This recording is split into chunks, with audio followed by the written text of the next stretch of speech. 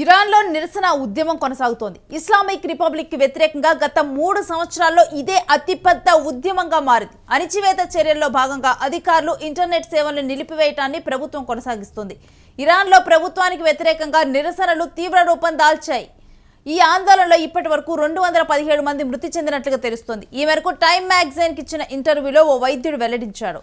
ఒక్క టెహరాన్లోనే ఈ మరణాలు సంభవించాయని, దేశవ్యాప్తంగా ఈ సంఖ్య మరింత ఉండవచ్చంటూ వ్యాఖ్యానించారు. మృతుల్లో ఎక్కువ మంది యువకులే ఉన్నట్లుగా తెలిపారు. ఉత్తర టెహరాన్ పోలీస్ స్టేషన్ వెలుపల భద్రతా దళాలు నిరసనకారులపై మెషిన్ గన్లతో కాల్పులు జరపడంతో 30 మంది ఆందోళనకారులు ప్రాణాలు కోల్పోయారు.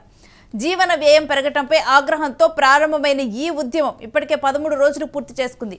1979 ఇస్లామిక్ విప్లవాన్ని తరువాత దేశాన్ని పాలిస్తున్న మతాధికార వ్యవస్థకు ముగింపు పలకటానికి డిమాండ్లు వినిపిస్తున్నాయి. ఇరాన్లో ఇస్లామిక్ విప్లవం 1979 తర్వాత ఎన్నడూ లేనంత స్థాయిలో ప్రజా తిరుగుబాటు కనిపిస్తోంది. కేవలం ఆర్థిక కష్టాలకే పరిమితం కాకుండా ప్రస్తుత పాలనా వ్యవస్థపై నిరసనకారులు తీవ్ర ఆగ్రహాన్ని వ్యక్తం చేస్తున్నారు. ముఖ్యంగా ఇరాన్ మహిళలు తమ నిరసనలు వినూత్నంగా, అత్యంత సాహసోపేతంగా తెలుపుతున్నారు. Iran supreme leader Ali Khamenei ఫోటోలను తగలబెట్టి ఆ మంటల్లో మహిళలు సిగరెట్లు వెలిగిస్తున్న వీడియోలు ప్రస్తుతం సోషల్ మీడియాలో వైరల్గా మారాయి.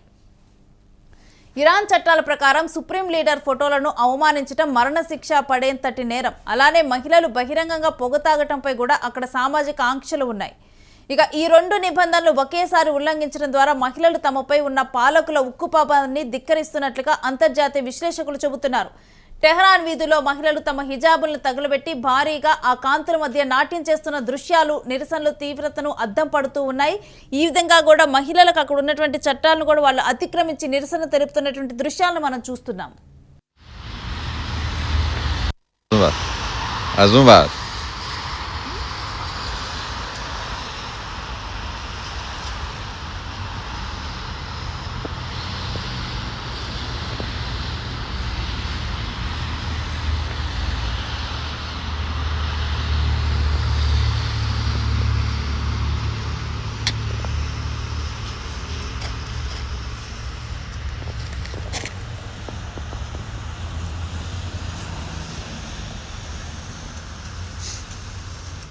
ఇక డిసెంబర్ చివరి వారంలో ప్రారంభమైన ఈ నిరసనలపై ఇరాన్ ప్రభుత్వం ఉక్కుపాదం మోపుతుంది. జనవరి 10 నాటి నివేదికల ప్రకారం ఇప్పటి వరకు 2300 మందికి పైగా నిరసనకారులను అదుపులోకి తీసుకున్నారు.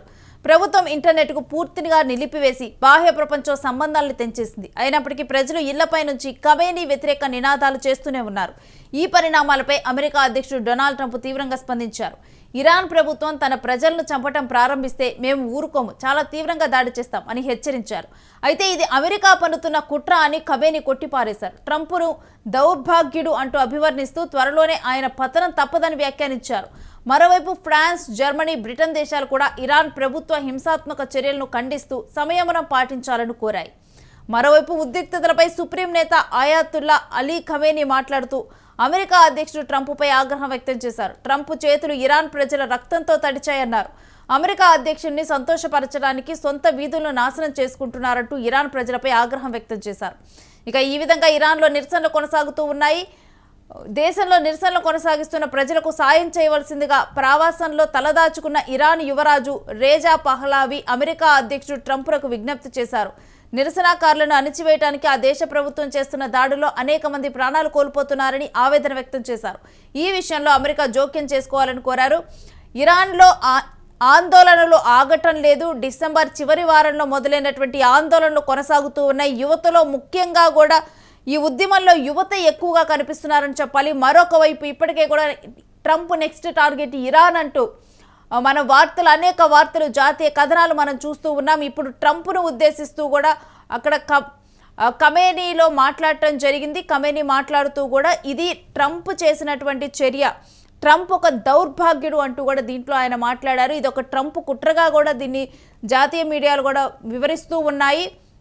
నెక్స్ట్ ఇప్పుడు వెనిజులాను సొంతం చేసుకున్నారు. నెక్స్ట్ ఇరాన్ని ట్రంప్ టార్గెట్ చేస్తున్నారు. ట్రంపే ఇటువంటి నిరసనలు ప్రోత్సహిస్తున్నారంటూ కూడా మాట్లాడుతూ ఉన్నారు. మనం రీసెంట్గా చూస్తే కనుక నేపాల్లో నిరసనల వెనక ట్రంప్ ఉన్నారని వ్యాఖ్యానించారు. ఇక్కడ ఇరాన్లో ఉన్నటువంటి వెనక కూడా ట్రంప్ ఉన్నారని వ్యాఖ్యానిస్తున్నారు. ఈ విధంగా కూడా ఎక్కడైనా కానీ చిన్న ఉద్యమంలో స్టార్ట్ అయినా లేకపోతే అక్కడ నిరసనలు ఉన్నా కానీ దాన్ని పెంచి పోషించే వ్యక్తిగా ఇప్పుడు ట్రంప్ను మాట్లాడుతూ ఉన్నారు. ఎక్కడికక్కడ కూడా ఇంకా ఇరాన్లో జరిగే దాని వెనక కూడా ట్రంప్ కుట్ర ఉందని వ్యాఖ్యానిస్తున్నారు.